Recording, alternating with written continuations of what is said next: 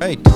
So thank you everybody for listening and coming back to another episode. This is episode number 30, actually. Finally made it. Took a little longer than what we were hoping, but we made it to episode 30. And Dean Dahl is our guest. And so thank you for joining us, Dean. It's nice to be 30 again. Yeah, that would be nice. No doubt about it. Now that I'm 32. Yeah, exactly. So Dean and I go fair ways back, and I've always appreciated the work that Dean does in skateboarding and for skateboarding, and so I'm excited to have this conversation. Hopefully it'll be entertaining and you'll be able to get something out of it. I'm having a great time already, Steve. Thanks. So, Dean, let's go back. I'm curious to hear how and where you got into skateboarding. Yeah, okay. Well, it's a two-part story. And first part is the toy version, and then the second part is the for reals part. But like most kids, something inspires you, a photo or a video or watching someone on the street rolling down, and you're like, what's going on? That's magic. And how do they stay on that thing with four wheels? Like, I want that. And so being a young kid, I remember seeing a magazine at my parents' place, or I don't know if it was at my folks' place or something, but it was the Life magazine back in the 60s, or I don't know what episode or what year it was, but the old magazine, they had lying around for years, and I just happened to look on it, and there's this amazing photo with this obvious sidewalk surfer girl doing a handstand on a skateboard, on a little banana board back in the time. And I just thought, that is amazing. I didn't understand how someone could do a handstand, let alone on a skateboard, and then cruise down a hill at the same time. And I was like, I want to, how does that actually work? I couldn't believe it. And I thought, I want one of those. So on my next Christmas list, or whatever list I could get it on, birthday or Christmas, I was like, Mom, Dad, I need one of these things. It's amazing. And so that was nice. They went to a toy store and got me this little blue banana board, and it was really cool. And the classic translucent urethane wheels and stuff. Yeah. And I had a great time riding around on it as any kid would on a new toy. I learned how to balance and set up the slalom pine cone, or pine cones actually as slalom things. And, within a couple of months, you take it down a little bit of a hill and you get going a little bit faster than you are comfortable with. And then you wipe out and you skin your knees and elbows and stuff. And that was my first road rash. And that was my first time putting a skateboard away and saying, I'm done with this. And moved on to seeing a photo of a BMXer. Then thought, oh, Mom and Dad, I want a BMX. Yes. That kind of thing. So that was the very beginning of it all. And how old would you have been at that time? I don't even know. Oh, okay. 10 to 12 years old, maybe somewhere around there.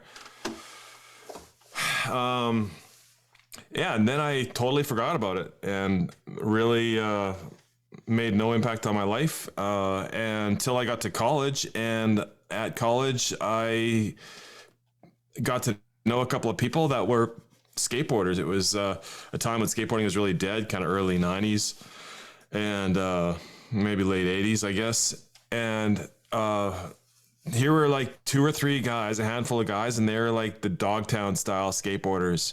And they were the only two skateboarders that I knew of in this big school. And I was just like, this is cool. It reminded me of my old days as a kid, but they were doing so much more. And there's a half pipe that somebody had built on the campus.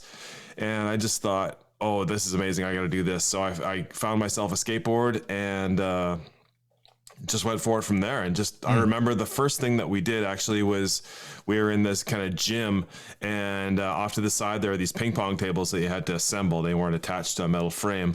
They're just all these boards. And so on the stage, we would just take there's 4 ping pong tables, and we just set them up against the stage, leaning on the stage like banks. And then we go up and down the banks and just spend hours doing that, breaking into this gym and doing that in the night. And that's where I really fell in love with the free movement of it. And I started to understand that you could ollie. And I remember practicing on carpet to learn how to ollie for like an hour at a time, just trying to figure out what is going on here. How does this actually fly? There was like, I don't know how to explain it, but it was just this magic feeling that was so different. And I was never into team sports. I was never really into the whole jock thing. I enjoyed playing stuff like that, but it just wasn't my style. And in skateboarding, I found something that was so creative and so unique, and the way that my body could move, that I could stand sideways instead of look forward, that it involved risk, but also it involved such just dynamic fluidity, and I just thought it was the greatest thing. So that's what got me going, and carried on from there. Nice. Yeah. So you would have been early 20s, is that, or would have been late teens? Yeah. Right around, late 80s, early 90s kind of thing. So that would have been already the popsicle style board, or still? No, that was just before. My first board actually was given to me by Lance Mountain. Oh, wow. Which is really cool. And so get this, my initial, I was skating before then, but the first board I actually got given to me was by him. And I rode it first on a vert ramp with OG Jordan Nike Dunks. So it's like a series of really great things that I wish I had kept. Because the Nikes would be worth a lot of money. The Lance Mountain board, I don't know what happened to it. Is gone. And I couldn't have kept the vert ramp. It wasn't mine anyway. But anyways, so yeah, it's kind of fun. Well, is there a story behind you getting the board from Lance Mountain? I guess so. At college, I was responsible for this event that the college was putting on, kind of a recruitment event. And so they would do this every year and try to lure students in and give a kind of a fun experience to, encourage the community and this kind of thing. And so they wanted to do, like, skateboarding was in their minds kind of hot. And these people, they didn't know anything about skateboarding, but they saw enough of it that they thought, oh, this is what the teenagers are into. So I should, we should do this. So I was the coordinator of some of the programming for this event that they were doing, this recruitment event. And so I was responsible for taking care of the skateboarding end of it. And they set me up with this guy named Lance Mountain, who is supposedly a pro skateboarder. And they booked him to come. So they booked some plane tickets. And then I got to know this Lance Mountain guy on the phone, talked to him a couple times. And he was like, oh, yeah, I'll send some boards up. And that was kind of cool, too, because I was used to things like basketball, hockey, soccer. And first of all, you never see or you never communicate with pro skateboarders in those kind of sports because they're just here and then you're here. Right. And then to be actually talking on the phone with someone that I didn't know the culture, but here I was talking with a professional skateboarder. And I thought, well, that's really weird. If I was talking with a professional hockey player, I'd probably be talking to their agent right now or their coach. And why am I talking to this guy? Why is he so friendly? And then he says, oh yeah, I'll send you up a deck. Like, you don't have a board? Oh, I'll send you a board. I'll send up a bunch of them. Like, I got a stack. I'll just mail them up. And I was like, what? Like, and who does that? Like, so think of it, if you're in a hockey context, what pro hockey player is going to call you up on the phone or talk with you when you call them and then say, oh, you don't have a, hockey stick? Oh, I'll send you mine. Or I'll send you a whole bunch of them. I just thought this is a really interesting culture. Yeah. This is a really cool scene. So that kind of endeared me to it just through Lance. And I mean, Lance is an amazing guy anyway. He's so fun. So anyways, he sent the board, I got it, and I was just so stoked I had this thing. It was not only just this cool skateboard, but it had this really cool graphic. It was the family board, the black one with the picture that I think his son drew with kind of a family, the dad, the son, kind of standing stick figures.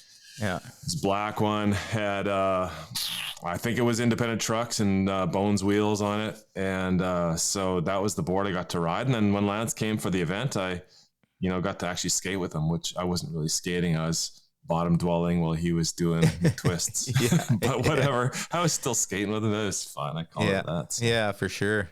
So it's kind of, most people don't start skateboarding that way, but I was lucky enough to have a pretty unique entry point into being a skateboarder. Yeah, for sure. That is definitely a unique story for getting into it.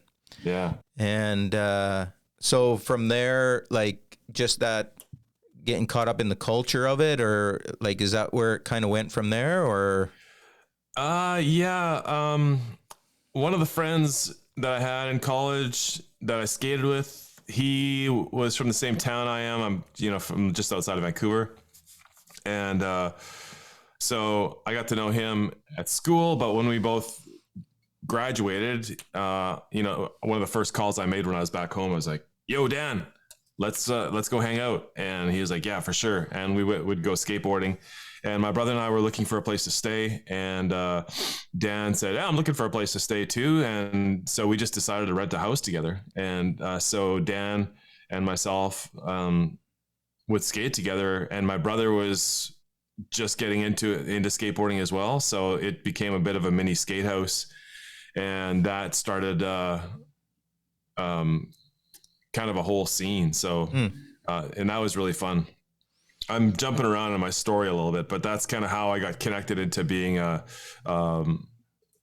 living with guys that are skateboarding as well. So, yeah. So, in terms of skateboarding and how it progressed to me, it very quickly became a part of my work too, which is again really strange for the trajectory of a skateboarder. I got a job actually, I don't know, about a year after my undergrad was done. A friend of a friend called me up. They were from Kelowna, British Columbia, and they said, "Hey, I know that it was from a church. He's a youth pastor at a church. His name's Dahl and he was a youth pastor, and he had heard about me somehow that I helped organize a youth event, and that I was a skateboarder. And he said, we have this problem at our church, and I think that you might be the guy to help us fix it."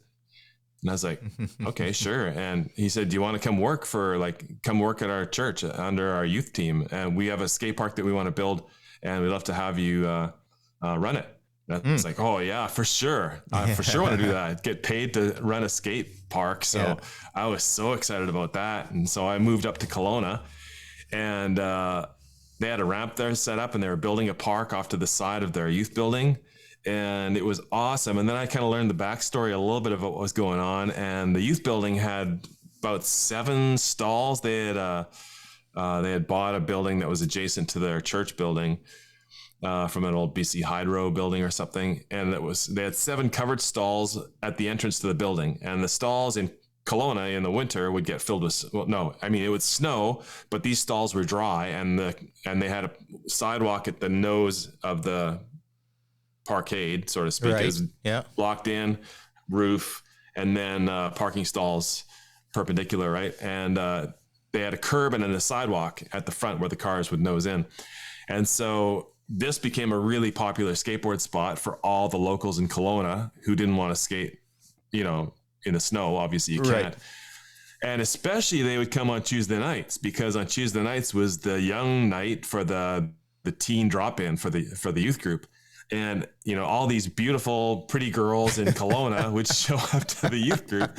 And, if you're going to pick a night, if you're a teenage boy, to go skate, and you're going to go to this place, this youth drop-in thing, to skate these curbs on Tuesday night, because you can kind of kill 2 birds with 1 stone. You can skate, but you can also kind of, you can do a little flirting, you can show off, and, get to know all these girls. And so I started to learn the story from this group that this church was actually really annoyed with these skate rats that were taking up room on Tuesday nights, trying to hit on all their girls, all their daughters at the church, and corrupt them with skateboarding. And so the church's solution was talk to the youth pastor and see if he can find a guy that can fix these skateboarders and get them to come in to the youth group, so that they either smarten up and marry our daughters, or just take off from the premises, right? Yeah. So that was my job. And it was it was doomed to fail. No It doubt. did. No I got doubt. fired after a year, but in the middle of that, it was pretty awesome because it was my first experience to understand the intense community that exists in the skateboard scene. These were like hardcore skateboard guys. A couple of them had a skate shop, really rad dudes, and they were definitely living in a time of their lives and in the middle of a scene that was very, I would call it anti-culture. And that's what I would describe skateboarding as in the early 90s. Skateboarders, we saw skateboarding as something that wasn't anything else. So we are not jocks. We are not normal people. We are not going to dress like everybody else. We are not going to listen to the same music. You're listening to, I don't even know what people listened to back then. No, we're listening to Fugazi.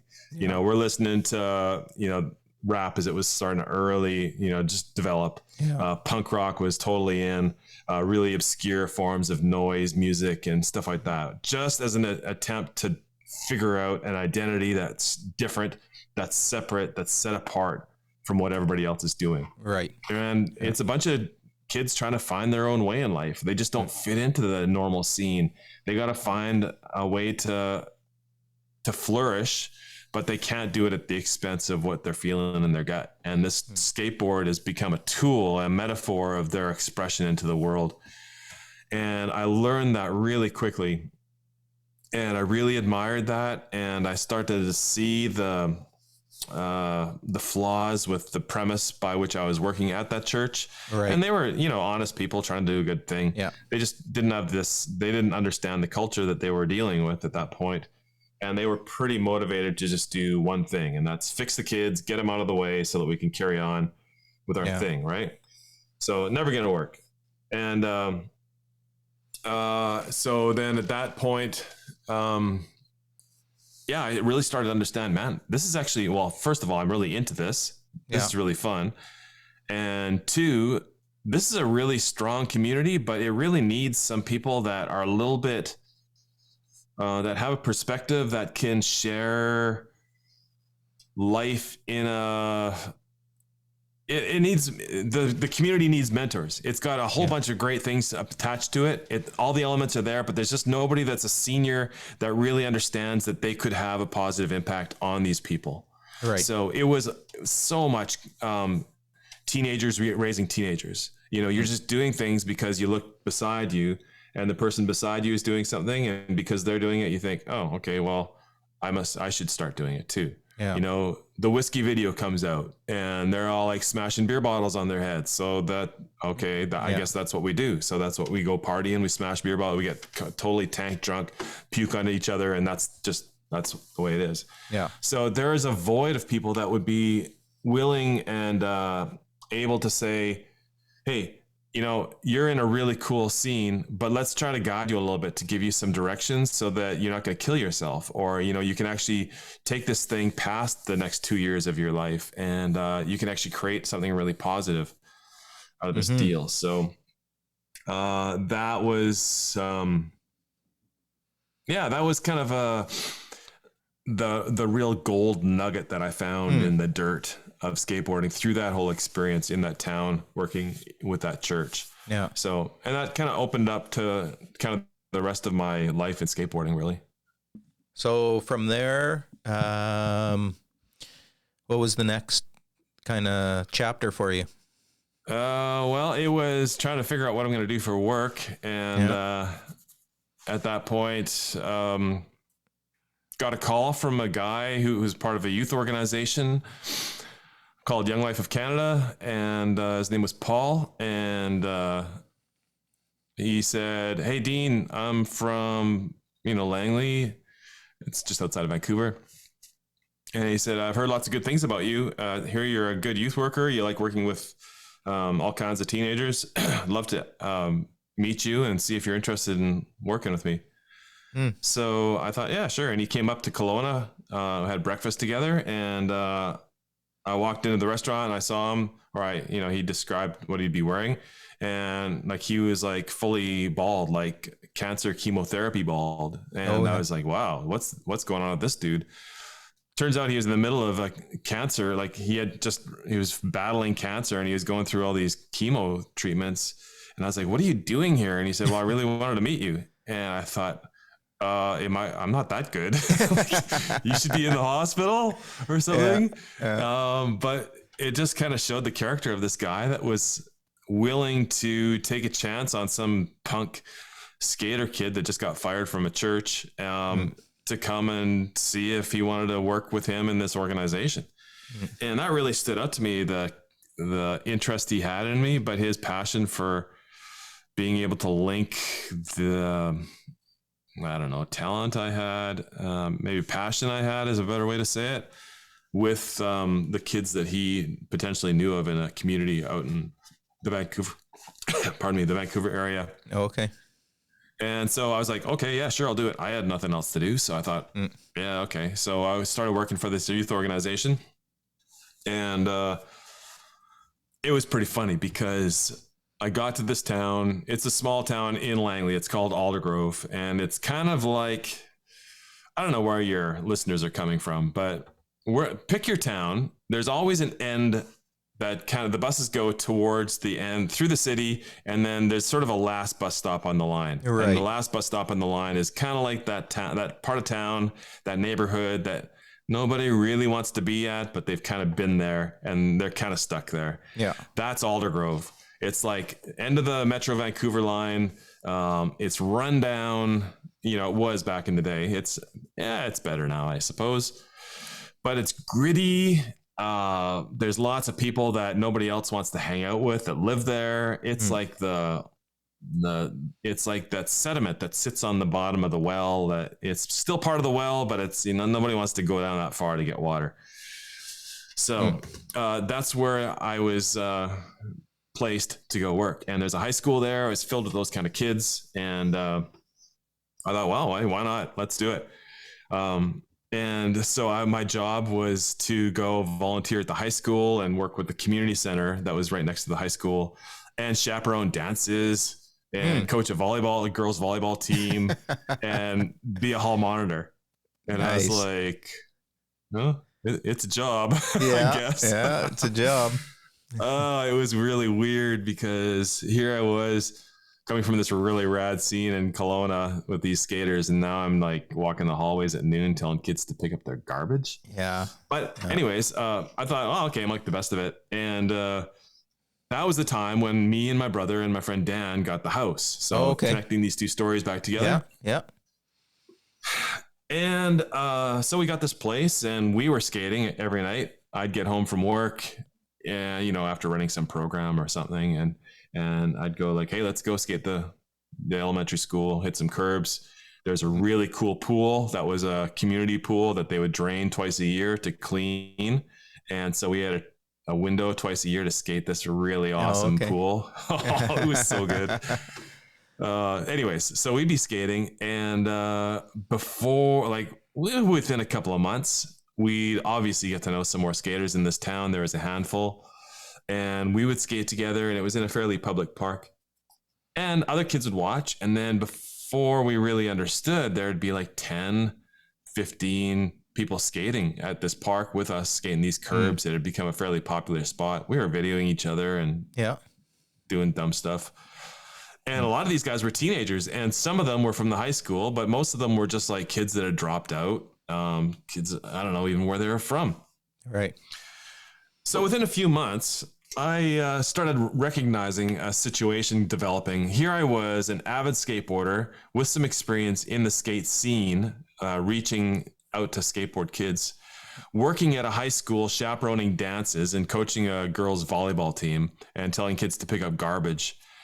And so I was doing this day job that was paying the bills, and my evening, I was actually having a really significant connection with a whole group of young people that the school couldn't even touch. Yeah. At a certain point, I talked to my boss and I said, look, here's what I'm seeing. I go to work and the school doesn't really actually like me here. They don't understand really who I am. And I'm not into telling kids to pick up garbage. I've never played volleyball before. I don't know why I'm coaching this team. And having to listen to Mariah Carey and chaperone dances is not what I'm doing forever. Milli Vanilli is right out. And I said, hey, could we maybe do a little switch? Like, how about instead of me working at the school and trying to reach out to kids and just be a nice example to them or mentor them, and then coming home from work and then hanging out with this whole crew of guys. Just by this time, there's like 30 guys. It's a legitimate skate scene. Yeah. I said, can we do like a switch where I could make the skateboard stuff my work, and then maybe I could volunteer a little bit at the school if they need me doing some stuff.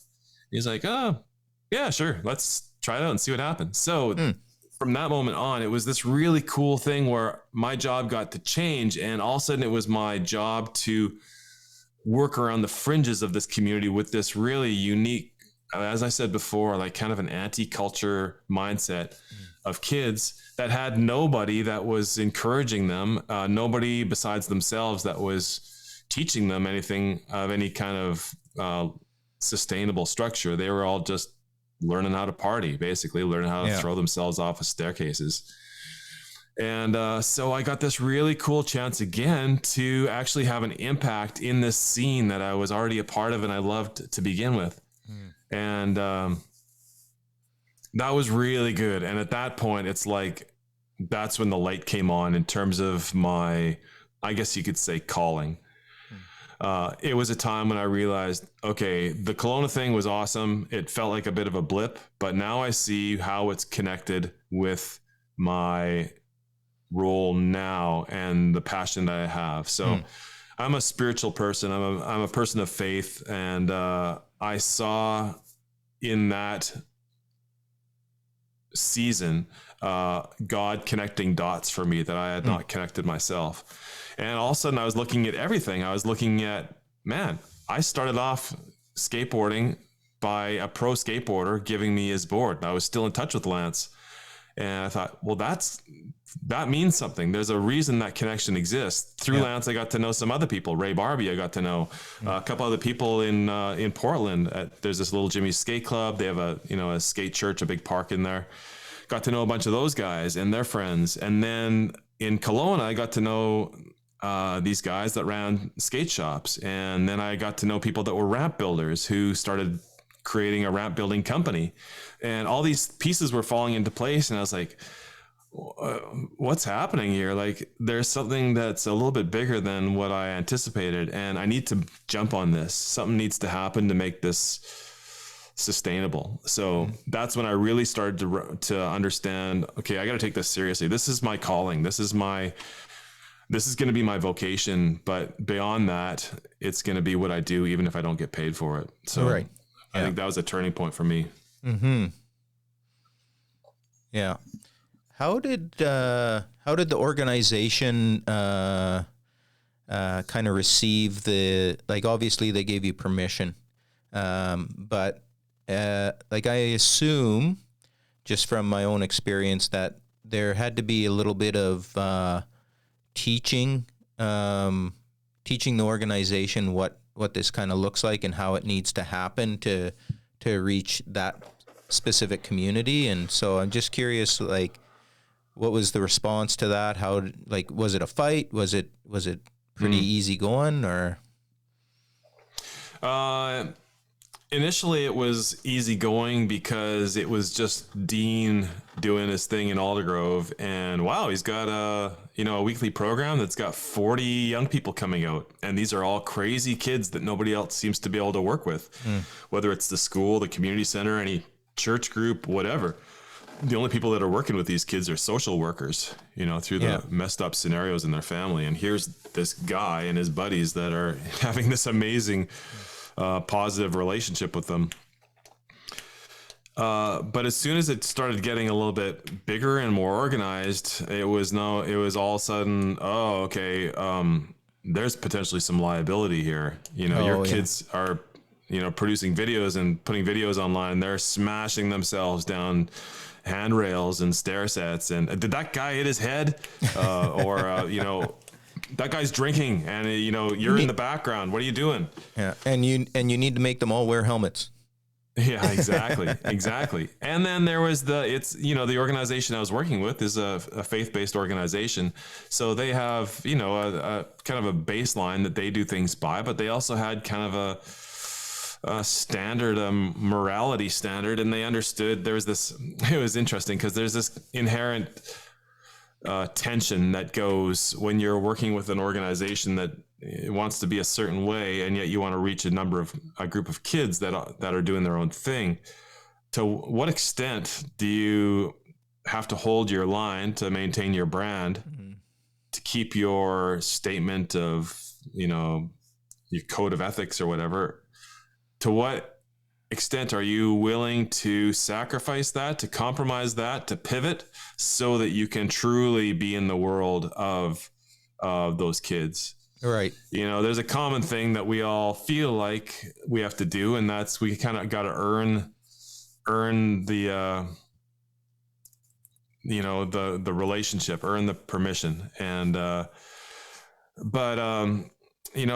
way that my organization would put that is they would say, well, you have to earn the right to be heard. And in some ways that's really positive and really valuable. And in other ways, it kind of had an underlying, there's a statement under there that said, yes, we want to go into their world, but at some point we're going to be in their world enough that we'll have the right to tell them that this is how they need to be now. Yeah. And that was kind of like the glass in the grass, so to speak. That I had to deal with, in terms of there is this openness on the one hand, and then there is this, no, that's not going to work. And that flushed itself out through all kinds of things, like whether it was helmet use, or whether it was the style of programs that we do, or, basic things. The skate culture is a lot different than normal teen culture. So it doesn't fit in the box of what's going on very quickly or easily. And so, yes, I had to do a lot of explaining. And I would try to explain to the skater guys that, hey, I'm part of this organization and they're not really down with us smoking weed at the programs that we do. Or you guys smoking weed. I wasn't smoking weed. So could you maybe on our Monday night club that we have, could you maybe just, we're in the parking lot, I know, but just take it easy from that. And they're like, well, I won't say what they said, but you can imagine the response they would have. Yeah, for sure. Not super positive. But again, we were earning, like we were just trying to be friends, and you want to be on their turf at their terms. And at the same time, you're stuck from an organizational perspective. Yeah. So that made it really tricky. No, I can appreciate that. And I think, as somebody who's worked with an organization and in skateboarding, I can relate to that a lot. Yeah. Yeah.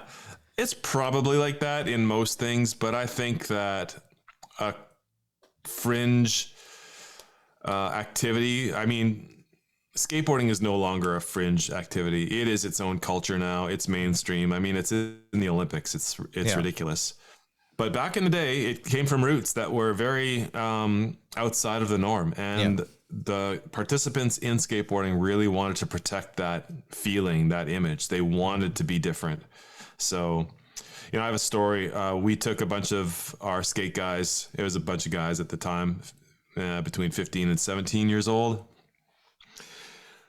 I thought it had been after a year of working with a crew of guys in my town. We were getting to be really close friends. They were no longer swearing at me, but around me. So I felt like, okay, this is good. I've got a step in. They see me as a friend now. They're still really rough, but they're not aggressive towards me anymore. And they're kind of my friend. And I thought, well, this would be a great time to have some kind of experience. And so I was working for this organization, and they have camps. And the camp that they have is a beautiful camp up on the coast somewhere. And you got to take a ferry to get there, and it's out in nature, and there's swimming, there's wakeboarding, there's canoeing, there's, all kinds of fun young people there. There's parties every night, that kind of stuff, classic traditional camp experience. I thought, well, wouldn't it be great? And I talked to these guys, and I said, hey, you guys want to go to a camp? And obviously the first question is, well, could we skate the whole time? Yeah. And I said, well, it's out in the middle of nowhere. It's all grass. I don't know. Bring your skateboards. We'll see.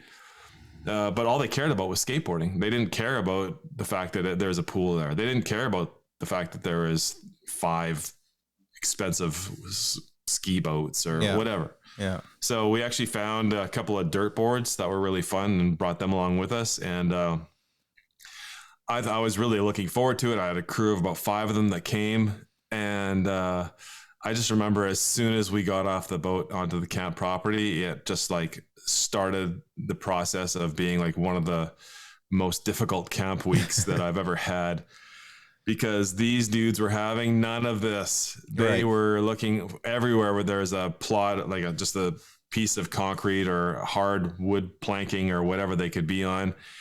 And they weren't going to go to any meal. They weren't going to go to any program. They weren't going to go to any kind of, evening event or party. They weren't going to participate on the boats. They were going to just do their thing as their crew, and that's it. Yeah. And so I was, on the one hand, just dealing with these guys who were mad at me. What'd you bring us here? There's nothing to skate here. This is dumb. Yeah. And then on the other hand, I'd go into these leader meetings every night and they'd be like, well, everything's going great except for Dean and his crew. Like, what's going on? They stole a bunch of things from the kitchen last night. What are you doing? Like, why are they not? I haven't seen your kids at all. Are they around anymore? Like, you need to get these kids in line. Every night it was a battle like that. And I very quickly realized that if I'm going to do an overnight thing with these guys, first of all, they have no context for an organized camp structure. Right. They come from single family couch surfing homes. They don't know what it is. Their overnight visits are the fact that they got booted out and they can't open their doors to their house. And so they got to sleep, in their friend's backyard. Right. Yeah. That's their camp. So of course they're going to have a problem with, a traditional camp where, you get program and meals and all kinds of stuff, as nice as that is. So I had to realize that, okay, we got to do something pretty special that's very unique and that comes exactly in the context that our kids are living in right now. If we really want to give them a great overnight experience and build into them in a relational way. Right. And so was that where Road Rage was born out of?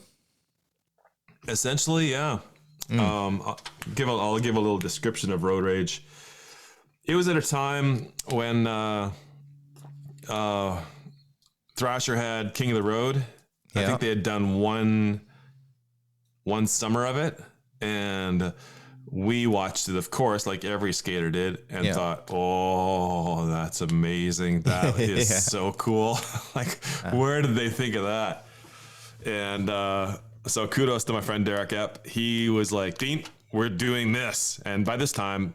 Okay, this is a few years later after that initial camp experience. So now we had, to fill you in a little bit more, that one club that we had in Aldergrove expanded. People were volunteers helping me out, and they would eventually move, and they'd move back to Ontario because they were going to college out in, I don't know, Vancouver or going to university. They'd call me up after they moved back to Ontario and said, "Oh, I love that thing in Aldergrove. That was so rad. Can I do that in my town? Teach me, Dean, how to do this." And my friends in Kelowna back at the time would come and visit, and they would say, "Dean, we totally miss you in Kelowna. Can we keep this thing in Kelowna going, even though you're here?" And so that was Kelowna, something in Ontario. Yeah. People from Alberta were saying, "Hey, I heard about this. How can I do this? I'm a core skateboarder. I love this. Can we be one of your chapters?" And so all of a sudden, one pretty cool little scene turned into like 7. Oh, and wow. I was managing this thing with these kids, but I was also managing on a regional and essentially national level. Right. This kind of network of programs to young people. And so that was a real challenge organizationally for me to be that organized, but also for the organization itself, because here, I was doing this really separate thing and it was growing like crazy, but it again didn't fit in the organizational structure of what was going on. So I'm managing all these different clubs across the country. We just called them clubs, skate clubs. Yeah. And they were saying, we want to get together and we want to have like all of us meet at one spot and do this thing. And we had all watched The King of the Road. So my buddy Derek said, we got to do our own King of the Road. That would be amazing. It's the best thing ever. So we just came up with the name Road Rage, and everybody found themselves a van, and we decided, well, let's make some challenges like what they did. And the Thrasher King of the Road is pretty harsh, and we didn't necessarily want to represent that scene fully. Yeah. So we kind of, did our own style of things, but everybody had a book and they had to check off the things, and they had to video themselves doing it or take photos of it. And, it was just awesome. We stickered up the vans. Yeah. But again, it was perfect because we weren't going to a camp facility and sleeping in these dorms and then having nice breakfasts and then having a morning time together and then a big wide game and then playing soccer together. Yeah. No, we were just like on the streets all day, all night. And then we would just sleep in parking lots and we would sleep in the van. And we would sleep on somebody's backyard, or somebody had a basement, and so we'd crash in there. Everybody had to find their own way. Yeah. And I mean, it was really cool, but it was also a little sad for me because I realized that this is what our kids felt comfortable with. And I had grown up in a very different circumstance where I'd been, I had this very safe, a very secure home. I was, a traditional kind of kid that went to all the, classic things that a good kid would go to. And here I realized I didn't disrespect these kids at all, but I had this kind of deep sadness that yes, we were doing something really good together and we were building really good community. But these kids were troubled, and this sleeping in parking lots, sleeping in the back of a van, couch surfing was their thing. That's what they knew how to do because that was their life. And it really gave me a passion on another level to think, I've got to take little baby steps here with them, and I want them to have fullness in their life, but I can only go from 0 to 0.2 this week instead of 0 to 100. Like I'm not going to change this person. Yeah. God's going to do that. They're going to do this. Their friends, their mentors across the board are going to do this, but not me, not here. So it was a very slow and gradual process, but through things like that, it really helped drop down the guards of these kids. And after camps like that, and you probably experienced it too, Steve, because you came on a couple of road rages. That experience of being together with people, living, figuring out where you're going to eat, cooking meals together, figuring out where we're going to stay tonight, long drives, sitting, facing forward together, talking about whatever, listening to tunes. That builds a bond with people in a way that you can never do that in an organizational structure, in a program. For sure. And it really felt like, now I'm really, I always knew I was called to this, but now I knew I'm actually in the middle of this. I'm not working on this anymore. I'm working in it. Yeah. And at that point too, it was something that I realized that, I'm now the recipient of the fullness of this relationship. It's no longer just these kids that are being helped, but it's me that's being helped because the paradigm that I have, the assumptions that I had, the assumptions and the prejudices that I was used to were being dissolved by these great guys that were super raw. So that was really exciting. Yeah, I love that because I can resonate with that as well. In the process, you're bringing fullness to yourself, not just to the people that you're hanging out with. That's really good. Yeah, you'd been on a road rage before, hadn't you? Yeah, so it's interesting because I've been on 2 road rages, but before that I was doing my own trips. And so for us too, the trips have always they're always a highlight for the skate kids that you work with. I mean, I got guys, that are in their late 20s, early 30s now that still talk about the trips that we've been on. And, but our way of getting there was actually maybe the format was kind of from a different, angle than what you came to it. So, being involved in Youth for Christ here, we did these trips called California Breakaway, where we take high school students to California. We'd jump on a bus. It'd take us, we'd just drive straight through for like 40 hours straight and get to California, spend the week there, and just like hit up amusement parks, the beach, whatever, and come back. And it was always this big, huge event. Like the first time I went, we did 4 buses, 160 kids. Wow. And it was big enough that we had our own concerts in the hotel we were staying in. And that was the other side of it, is we were staying in a hotel. It was pretty plush. Yeah, it was the way to travel. And we'd bring in like bands to the hotel to do shows for our group, private show kind of thing. And so it was this really big raw thing that was happening. And so I was part of that as part of our organization. And while we're down there, I'm seeing all these skate spots and stuff. Like we go to San Francisco and we see, Pier 7 and guys are skating there and stuff. And I get this idea that I need to make this into a skate trip. And for sure. So what we ended up doing was just attaching kind of a skate trip to this other trip. So we'd have a couple buses of kids, high school students, and out of them there'd be like maybe 5 to 10 skate kids that would be on the trip. And so while the other ones were going to the amusement park, we go hit up spots or skate parks or whatever.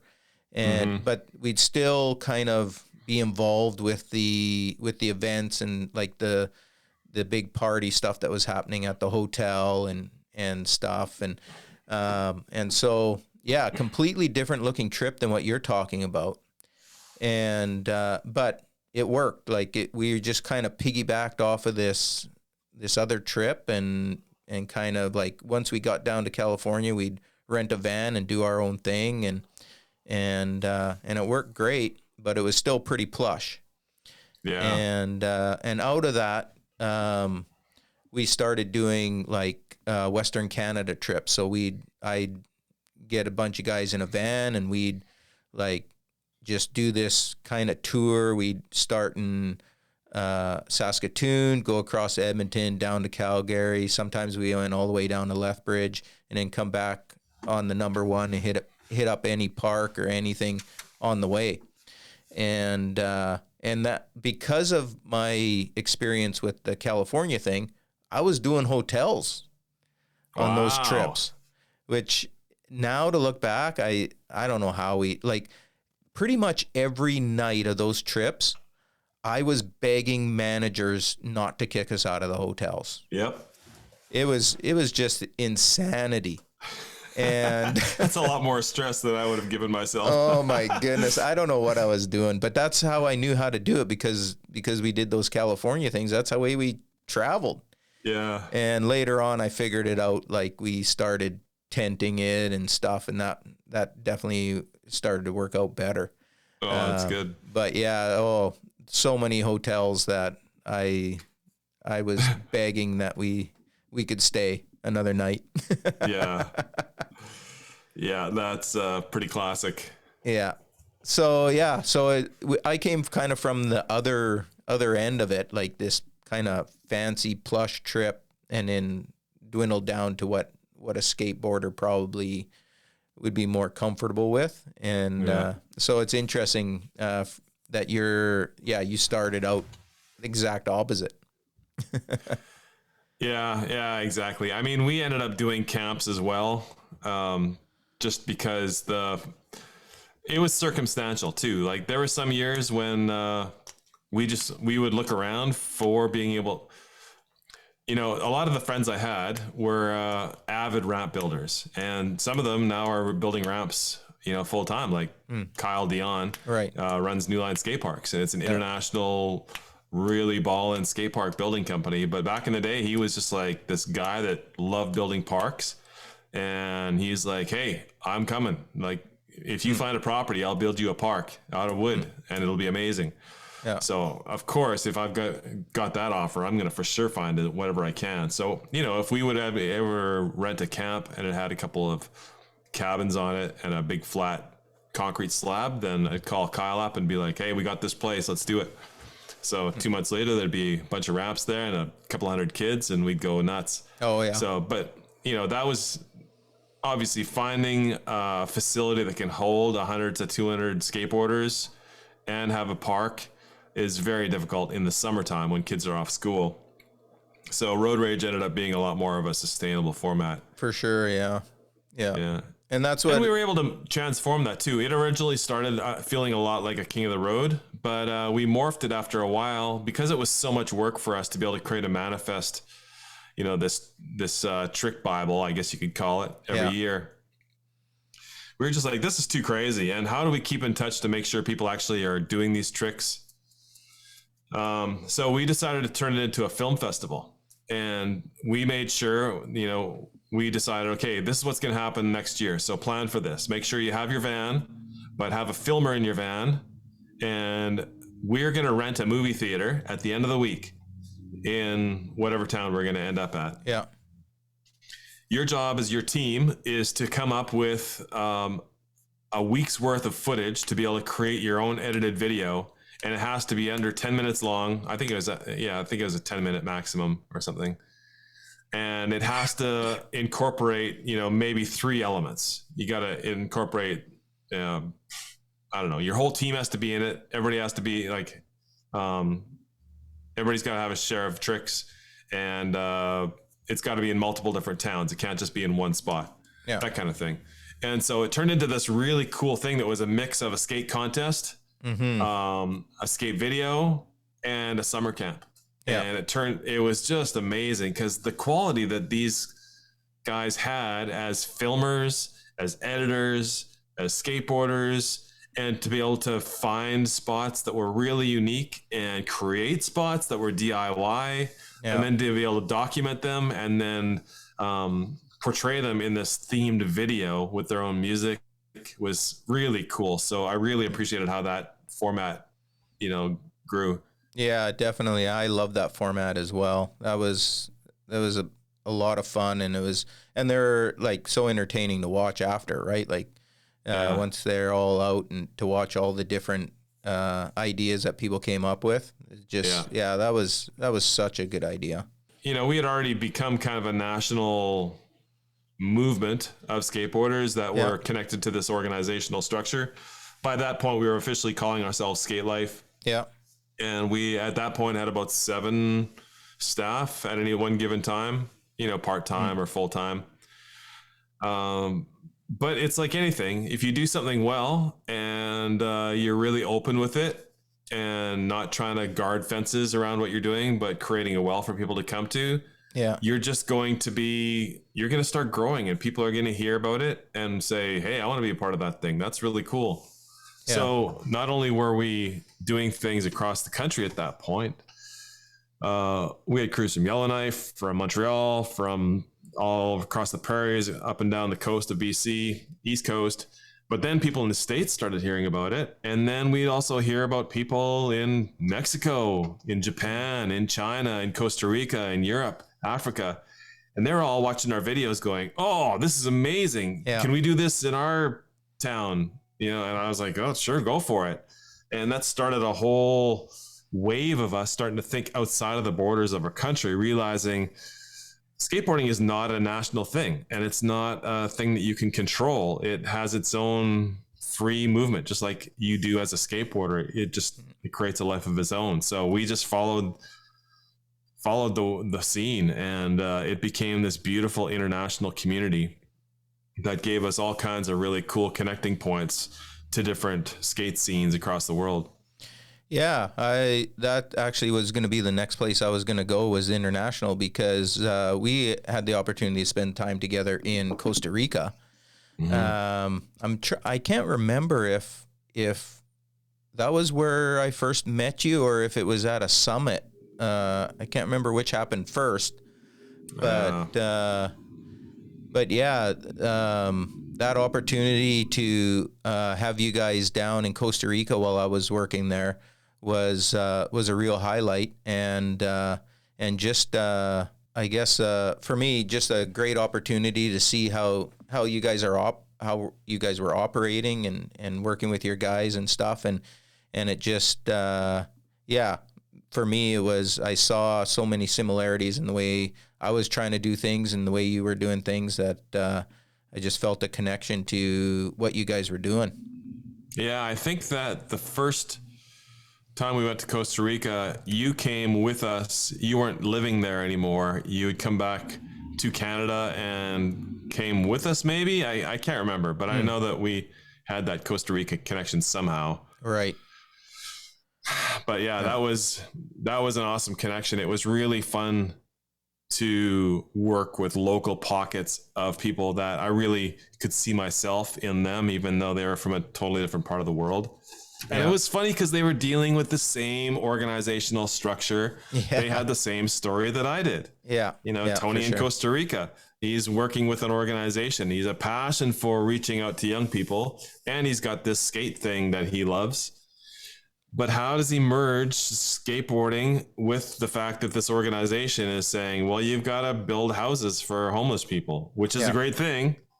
But, when your passion is to do this and you're forced to do this all the time, then it becomes really tricky. And you're trying to convince your organization to say, come on, I could do something really good here. But the other thing too, I had a really interesting discussion with Paul O'Connor, who's a sociologist, lives in England.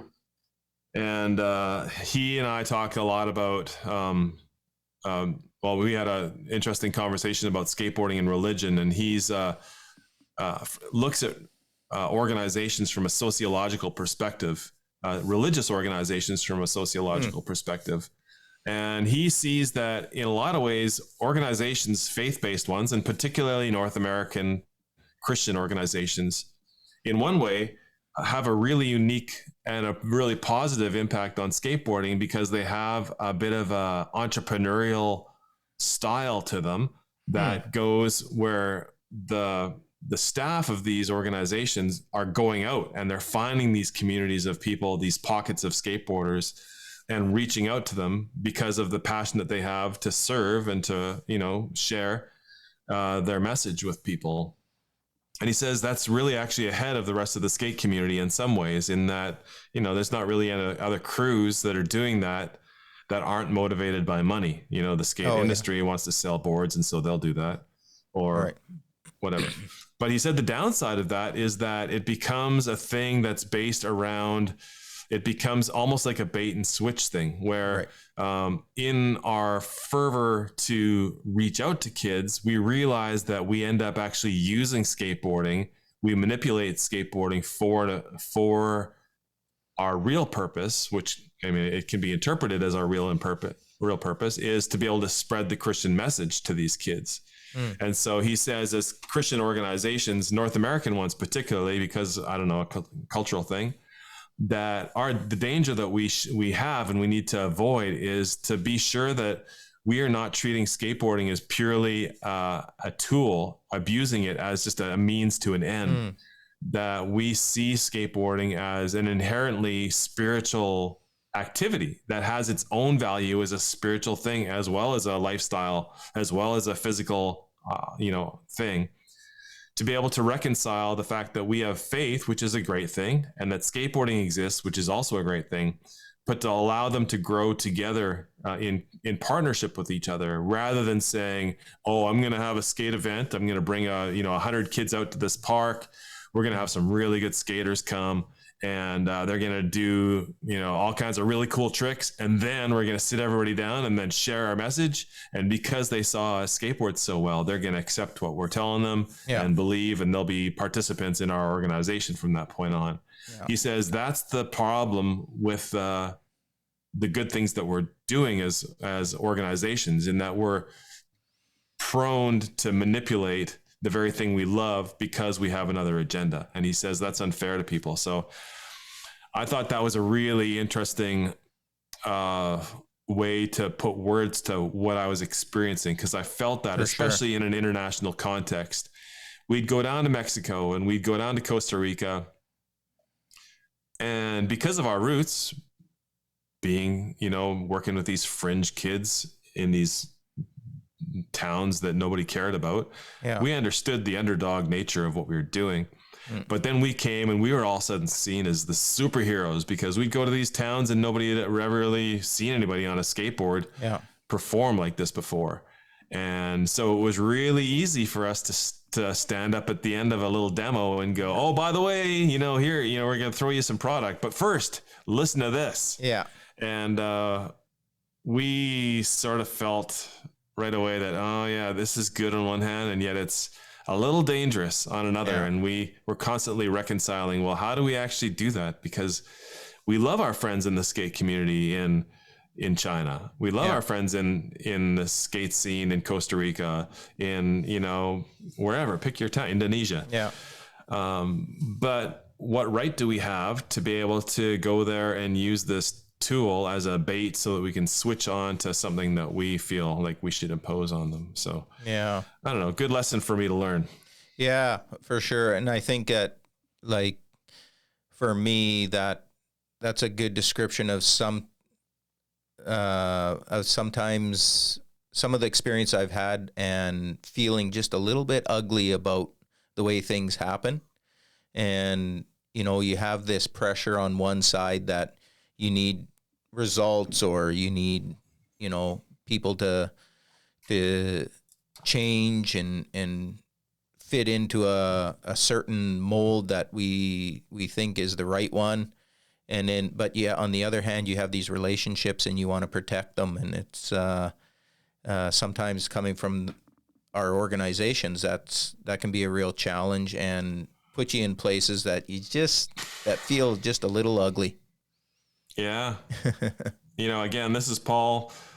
He has a great way to put this to words. And I'd recommend that if you're in an organization, if you find yourself in any kind of a nonprofit, but particularly in a faith-based nonprofit, this is a good, his book, Skateboarding and Religion. I want to give him props. Maybe you can put that in the episode notes or something. Yeah, for sure. Because he's got a great way of describing this. And again, it's from a sociological point of view, so it's quite neutral.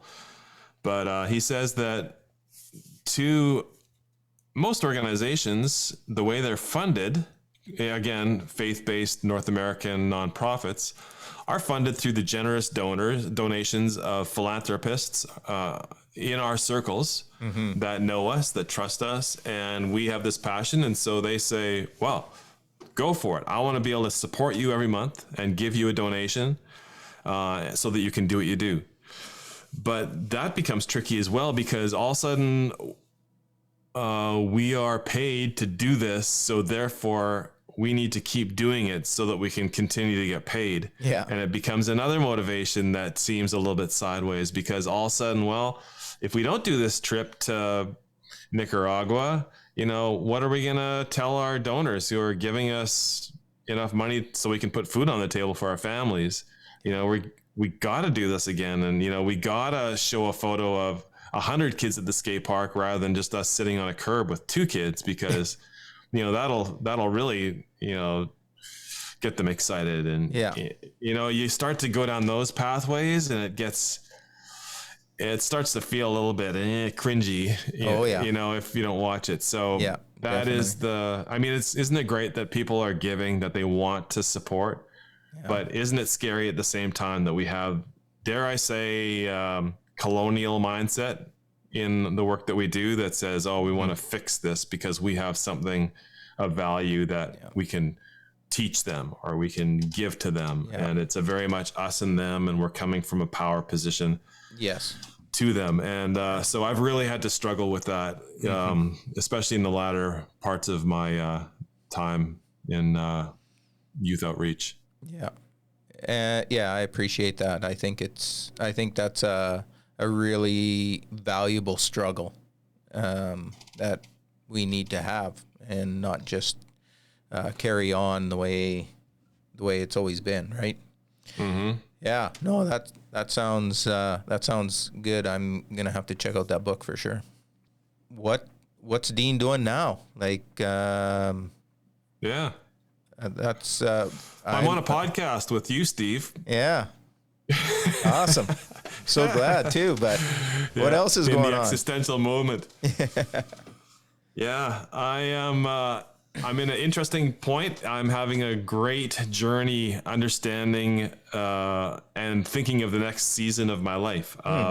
About a year ago, I moved on from the organization that we've been talking about, and about 3 years before that, first of all, I completed a succession plan within Skate Life, which was a really beautiful thing, and I loved it. I started to sense that, yes, I could do this for a long time, but I've got these staff that are amazing. They are fully capable. They can do this. And I know that they have ideas based on the fact that they're 10 years younger than I am, that will speak to skateboarding in a way that I can't. So I took one of my senior staff and I said, Jason, you're the man. You got to do this. This is going to be great. So we created a 3-year plan where I transitioned out and he rose into, and by the end of it, I kind of faded out and he rose and took the organizational element of it. That was great. About 2 or 3 years passed of me being just kind of a sage, being a help on a ideas platform instead of an operational platform. I took a VP role with the organization. And after that, I just really felt like it was time for me to move on from the organization generally. I felt, I didn't know what was next, but I knew what I needed to move on from. Right. And so that was about a year ago. And I'm in the process of just trying to decide for that. So I've got a bunch of projects on the go, which are really exciting, and they're nerve-wracking too, because I just want to make sure that I'm taking care of my family in this. I'm driven by my passions and not by the let's put the money on the table kind of thing. Yeah. Which is really fun, but it also, I have to really watch that I'm not just choosing my adventure rather than taking care of people. Right. Yeah. So, but yeah, I've got a podcast that I'm doing. It's called The Edge is the Center, and it's a lot of fun. I'm learning, as I'm sure you have, Steve, about how podcasts work and how much work they are. Yeah. It's crazy. So I appreciate all the work you're going to even right now. Yeah. Anyways, I'm also doing, I'm connected very strong to an action sports community globally, and it's called the Axe Network. And it's basically a small group of leaders in the action sport community, whether it's parkour, skateboarding, surfing, snowboarding, mountain biking, anything that kind of sits on the fringe of sport. We want to be able to find ways that we can encourage people that are building up communities similar to what I was doing back in the day with skateboarding. So we can give them some kind of guidance from an experienced perspective. Oh, awesome. Yeah. And that's really great. We have I'm in charge of the North America, Canada, and the US primarily. So we arrange Zoom calls with people, and we just sit around virtually and just talk about life and say, hey, you're a leader with some staff and you got this passion to reach out. How are you doing it? Like, what do you need help with? How can we share a story? Oh, that's awesome. Yeah. And we get together as much as we can. Now that we're coming out of COVID, we're going to try to do that more. So that's good. So that's one element. And then I'm also doing stuff locally. I love cycling. So I started a cycling club. Oh, nice. That's pretty fun. Yeah. Yeah. Right on. Organize local races and group rides and things. So it's good. Right on. I mean, I do a ton of things, so I can't stop talking. Yeah. I want to actually backtrack and talk about the summit, and because that's something that you've been a huge influence in, and actually organizer, and which I just have appreciated those so much. And obviously similar to what you're talking about, what you're doing with Axe, but maybe talk about how that kind of came about. Yeah, it was very much an extension of the international movement from what Skate Life was doing. We started understanding there was communities of people that were doing very much the same thing that we were, but under different titles. And, many of them were faith-based groups, and some of them weren't. But they all had a passion for reaching out in their community. And they found that by doing that, they were reaching a broader community and the culture around the specific geographical area that they found themselves in. So recognizing that and recognizing that I was becoming friends with all these leaders of leaders, we realized that we really had no peers. We had no mentors because what we were doing was so niche. Like there was literally only 4 or 5 of us in the world that were in this position. And yet we were having an impact on thousands of young skaters and around the world. And we thought, this is really strange. We need to do something about this to get us together, build some strength. So we decided it started way back in the day when Slam City Jam was an event that happened in Vancouver. Yeah. Late 90s, early 2000s. We were all going to that, and skateboarders from around the world were flying out to it because it was massive. And we thought, well, let's just meet one of the nights while that contest is going on after things are gone, or let's all have breakfast together and just talk about what we're doing, what we feel is going on in skateboarding right now, and how we can serve.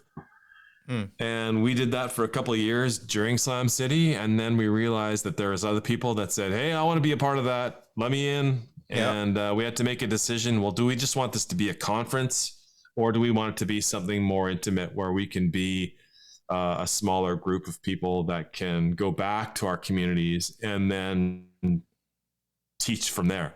And we sort of did the former, where we said, no, we did the latter, where we wanted to work with a small group of people, bring them together, sharpen each other, get resources, encourage, share stories, and then go out from there and individually work on our own regions around the world. And so we would do them every 2 to 4 years. The last one was online this last spring.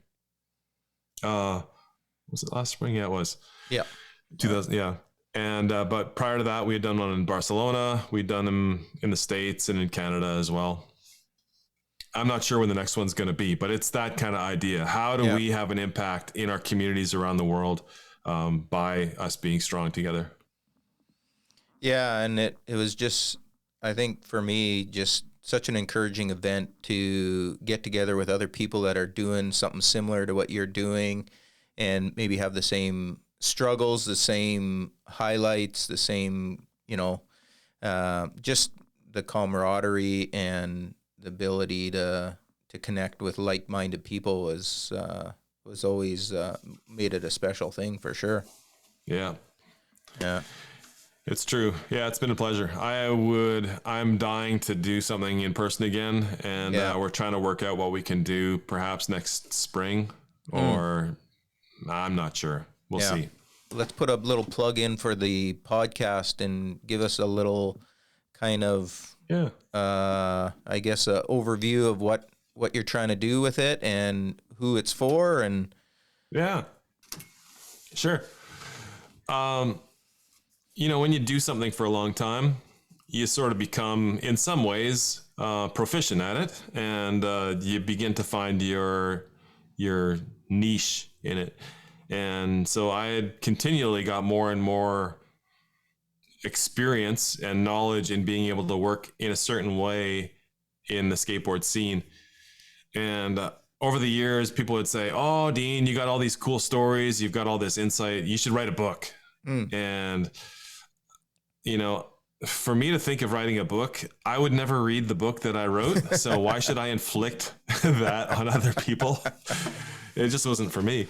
But at the same time, I realized I've got all this knowledge and I've got all these great stories. How can I share what I've done, especially as my kind of term with the organization was coming to an end? Right. I thought, man, there's important stuff here that I would like to be able to give to people as a gift, or let them ask me questions, and they need a starting point by which to do that. So I thought, well, a podcast is probably a great idea. And like you and I, we're good friends. And I've got all these friends around the world that have really interesting perspectives.